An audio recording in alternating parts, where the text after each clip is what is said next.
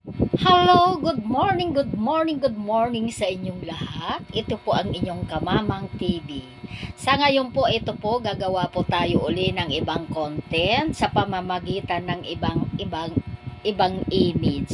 Ito nga po Kamamang TV, ang inyong lingkod, ang inyong senior of the Philippines. Ayan nga po. Ito nga po ako ngayon, nakapag-content po ako kanina, kaso puro po copyright ang kanyang music. Kaya, yan na nga lang po ang ginawa natin kung paano i-edit at kung paano natin gagamitin at papalitan ang kanyang music.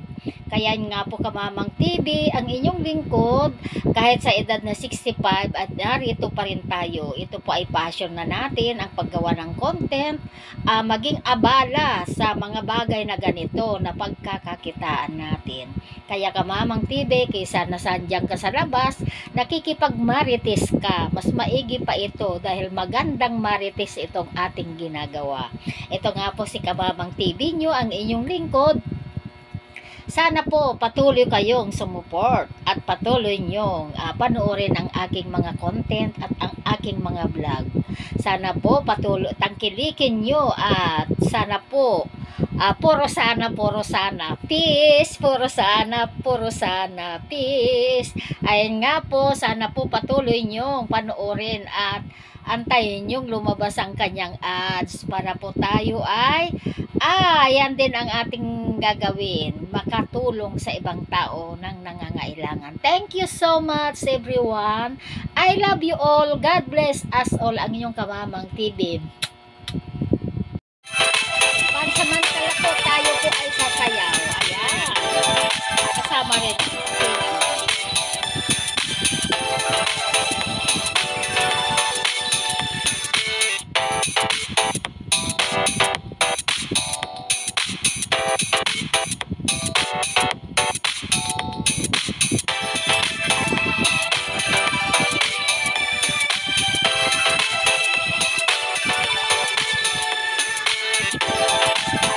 Ayan, naging baby face po ang ating mukha ngayon.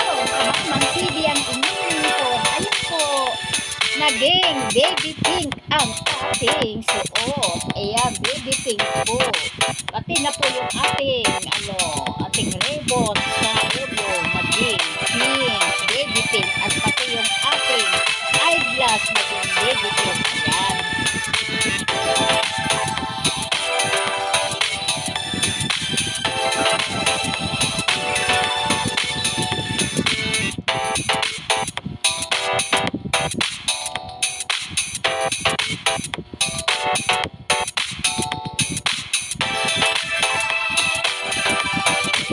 Sana po Kamamang TV inyong tangkilikin ang ating mga vlog at ang ating mga itinuto. Sana po patuloy nyo patuturin at sana po patuloy nyo tapusin ang kanyang ads. Thank you so much everyone. I love you all. God bless us all. Hello. Pansamantala po, ganito muna ang ating i-content sa ngayon. Usap-usap muna tayo, Kamamang TV, ang inyong lingkod. Ako po ay narito ngayon sa inyong harapan para maikwento po sa inyo na dati-dati po, naikukwento ko sa inyo ang buhay-buhay. Ayan. At ikukwento ko po sa inyo ngayon kung ano ang nakukuha ng isang marites at ang nananahimik sa bahay. Ito po ang isang impact ng isang marites. Ayan. Ang isang marites po ay naghahanap lang ng kausap para maikwento yung mga bagay-bagay na hindi naman totoo. Ayan po.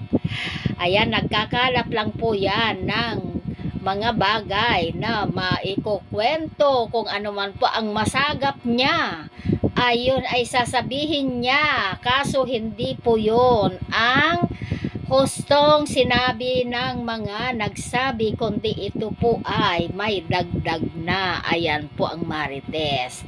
Kaya ang balita, ang sabi nila, may pakpak ang balita. Yan nga po ay marites. Nagsasabi ang mga marites ng hindi totoo. Kaya wag po nating tularan. Ang pagiging marites ay hindi maganda. Okay lang na magmarites ka kung ang buhay mo ang imamarites mo.